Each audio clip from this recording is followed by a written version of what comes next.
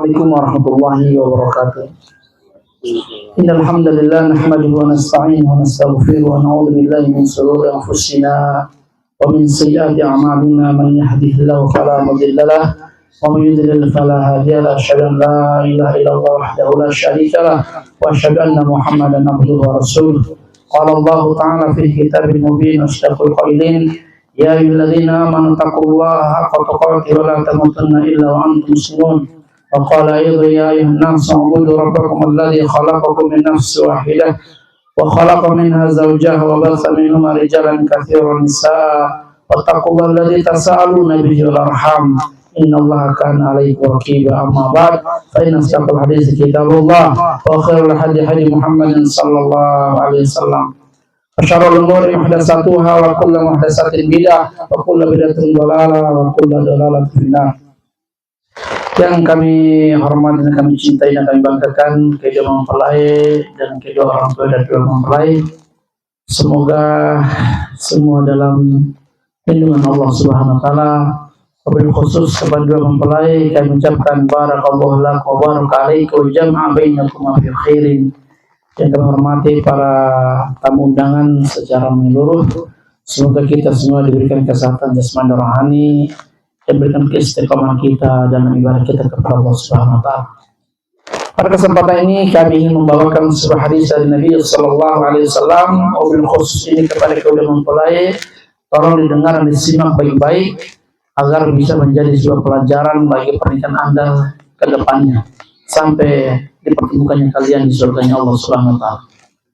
Kata Nabi sallallahu alaihi wasallam menjelaskan bagaimana pernikahan itu dimulai dan diawali. Sebagaimana kata Nabi SAW, fattaqullaha fin nisa fa inna khutuhunna bi amanillah fastahlaltu furujahunna bi kalimatillah wa la tadribu wajhahunna.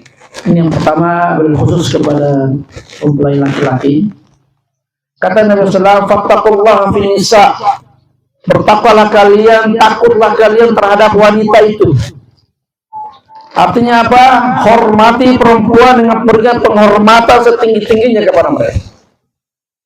Jangan sekali-kali kita merendahkan kehormatan wanita, apalagi melecehkan seorang wanita, membicarakan aib dan kekurangannya. Apapun kekurangan aibnya, ya dia pilihan Anda. Dan tidak boleh Anda membicarakan aib yang diceritakan kepada mertua Anda, keluarga Anda, adik Anda, saudara Anda ada. Ini sudah pilihan Anda. Maka fattaqullaha fin nisa, jaga dia dengan baik-baik.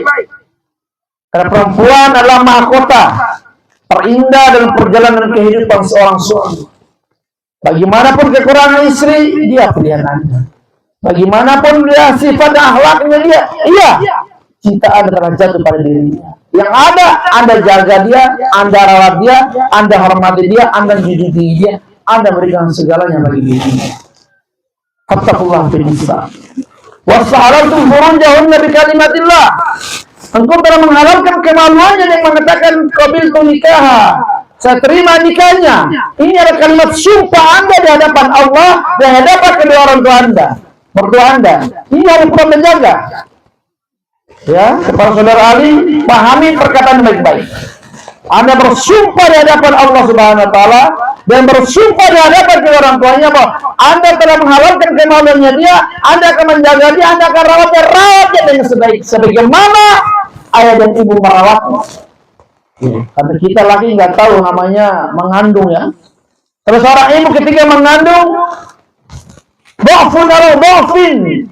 kelemahan dan kelemahan.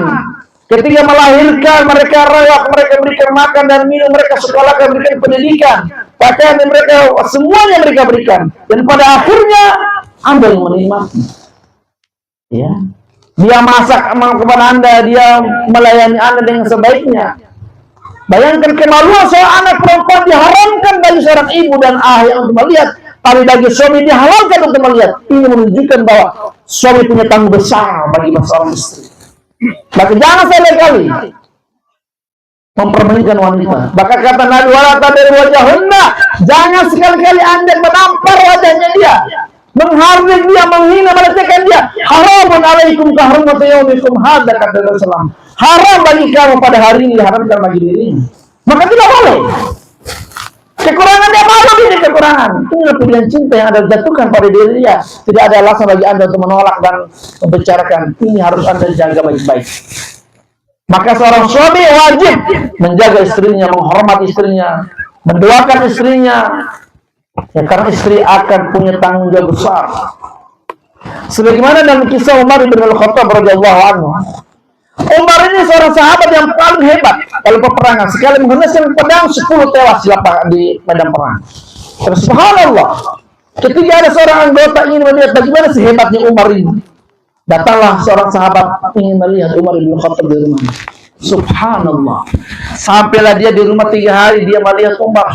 Bagaimana Umar itu galak di medan peperangan, mendakwakan Islam, melawan orang kafir gitu keras. Ternyata di rumah lembut Umar.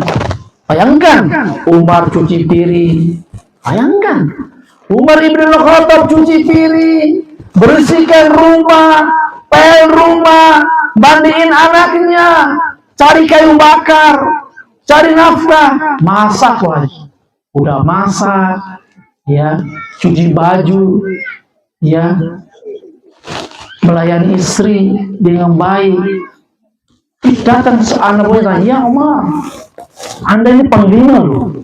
Kalau bahasa kita, Anda adalah presiden negara. Kan bisa untuk siapa anak buah antum, pembantu antum. Kata Umar, bagaimana saya tidak tunduk kepada istri saya? Dia melahirkan anak saya, dia mengandung anak saya, dia melayani saya, hasrat saya, dia melayani hasrat saya. Dan kemudian dia memberikan terbaik bagi saya, dia menjaga anak-anak saya. Dan bagaimana saya tidak melayani dia dengan baik? Bayangkan, presiden tertinggi pada saat itu melayani istri seperti itu. Kalau kita sekarang lain, dikit-dikit cuci baju istri, masak istri, baru terlambat masak, diri pecah semua, gelas pecah semua. Goblok, apa kerjaan kamu di rumah? Coba ganti, coba yang ganti yang hamil sekarang, coba yang laki kan. Coba ikat perut kita di perut laki-laki ini, coba ikat batu di perut. Bisa nggak? Mereka mengandung anak mereka 9 bulan dalam perut mereka. Pertaruhkan nyawa. Coba kita tanya, ibu-ibu yang melahirkan, coba secara jujur tanya, ketika mereka melahirkan, coba kasih dia tawaran. Anak selamat atau ibu yang mau selamat? Pasti jawabannya anak biar selamat, asalkan biarkan aku yang menjadi korban, asalkan anakku selamat. Ini menunjukkan bahwa kecintaan ibu kepada anak lebih segalanya. Maka saudara Ali ini sepupu saya, ibu-ibu sekalian ya. Kebetulan bapaknya sama bapak saya ini bersaudara. Itulah paman gandum. Maka saya panggil Ali aja, nggak apa-apa ya Ali ya. Ya, Li, kau jaga baik-baiknya. Ini perempuan yang paling cantik yang pernah kau ambil. Jaga dia baik-baik. Lindungi dia, karena perempuan anggap dia sebagai ibu. Ya, kita punya ibu, bagaimana perjuangan ibu kita melahirkan kita, menghormati kita. Maka kita sebagai suami harus mencintai dan menjaga anak-anak kita dengan sebaik-baiknya. Kemudian yang terakhir, ya, kata Allah Subhanahu wa taala, "Ya alladzina amanu qu anfusakum wa ahlikum naro." Hai orang-orang yang beriman, jagalah dirimu dan keluargamu. Saudara Ali, hadis ayat ini menjelaskan kepada jagalah dirimu dan anakmu, istrimu dan anak-anakmu. Artinya apa? Seorang suami wajib bertanggung jawab mengajarkan agama kepada anak-anaknya, kepada istri dan anaknya. Ya, kalau mau rumah tangga bagus, jaga rumah tangga dengan jaga sholat. Ajarkan kepada anak-anak dan istrimu tentang sholat. Bagaimana sholat yang benar? Bagaimana untuk menuntut ilmu mempelajari agama ini? Karena pertahanan rumah tangga dan tidak pertahanan rumah tangga tergantung fundamental agama yang diajarkan suami kepada istrinya dan anak-anak. Bagaimana rumah tangga akan diberkahi Allah Subhanahu wa taala jika agama diterapkan dengan sebaik-baiknya. Maka penyelesaian rumah tangga didahulukan dengan ilmu agama. Oleh karena itu, bapak-bapak sekalian, terutama kepada mempelai, tolong dijaga istri baik-baik, ajarkan kepada istri tentang sholat. Sekarang kita menghayal akan lahir anak-anak yang soleh dan soleha. Pertanyaan, bapak ibunya sholat apa enggak? Ini pertanyaan sekarang. Saya ingin anak saya masuk ke surga, mendoakan saya masuk surga. Ya, bapak sholat atau tidak, ibu sholat apa enggak? Ini yang harus perlu dijaga. Rumah tangga baik yang tidak baik kembali kepada fundamental rumah tangga yang dibangun di atas ketakwaan kita kepada Allah dan rasa takut kita kepada Allah. Kalau istri paham agama, suami paham agama, insya Allah sama-sama mengerti kekurangan dan kelebihan itu sendiri. Istri terlambat masak, kata suami, alhamdulillah, dek, biar aku yang masak. Ya. Nanti istrinya Bang Ali terlambat masak, Ali jangan marah-marah, jangan buang piring keluar. Kasih tahu dek, daripada tangan adek yang kotor, lusuh, biarkan tangan abang yang akan menggantikan tangan adik. Waduh, ini rumah tangga bahagia fi dunya wal akhirah itu namanya. Ya, kalau istri mau jatuh, jangan jatuh deh, biarkan aku yang jatuh dan sepuluhkanmu. Subhanallah, itu baru rumah tangga yang sesungguhnya. Ya, mau ditampar jangan tampar aku, tampar jantungku. Masya Allah, itu rumah tangga sesungguhnya. Kalau tahu agama, kalau mengerti agama, kalau tidak mengerti ya tiba-tiba tangan naik di wajah, tiba-tiba kaki naik di leher. Waduh. Ini kalau Pak Mujahidin lihat begini bisa tarik lagi anaknya ini. Kalau mau tampar Ali, tamparlah dengan senyuman yang manis ke Bang Ali. Ya. Kalau mau cekek dia, ceklah dengan tangan yang halus. Ini sentuhan cinta yang diajarkan agama kita. Ya, jangan marah-marah. Betul kita marah. Kemarahan tidak akan menyelesaikan masalah. Senyuman, tawa, hadiah itu terbaik. Kalau Bang Ali pulang dari kerja, bawakan hadiah, bawakan cincin emas 5 gram. Buat dia bahagia saja itu. Lagi marah-marah, keluarkan cincin emas 10 gram.